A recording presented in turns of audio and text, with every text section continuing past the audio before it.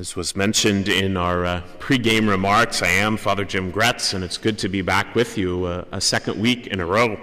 And I need to tell you, yesterday I had the opportunity to run into Father Pat, and he said, please be assured that he has everything under control while Father Farmer is away. He said he's completely changed everything that he knows will irritate Father Regis upon his return, and so he has it all under control, so don't worry about anything. But as we come and we share in this Eucharist this day, as we start to come to the close of the liturgical year, you and I start to have eschatological thoughts. And of course, at this early hour of 7:30 in the morning, most people have eschatological thoughts because they say, what is this all about? And why am I getting up at this early hour and getting moving? But what those eschatological thoughts are all about is thinking about the return of Christ in glory. Because we know that's going to happen at some point in time.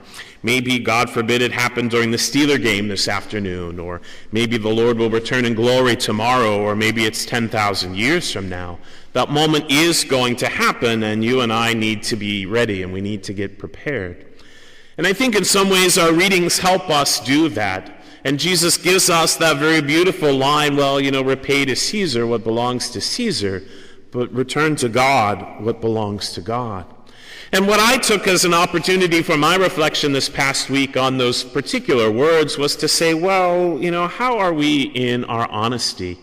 Because sometimes when it comes to tax time, you and I always have difficulties writing that check or filling out that form, and well, maybe we could take this deduction, or maybe we can make that happen, and we, try to cheat the government, if you will. And I think as we do that in our secular lives, we just need to ask ourselves, do we cheat God as we journey along? Do we really give God our fullest? Do we give him our great attention?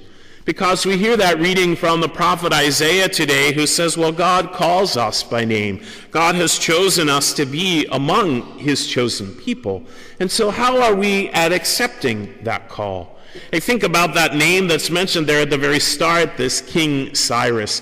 I think about another king by the name of Darius that is talked about in the Old Testament.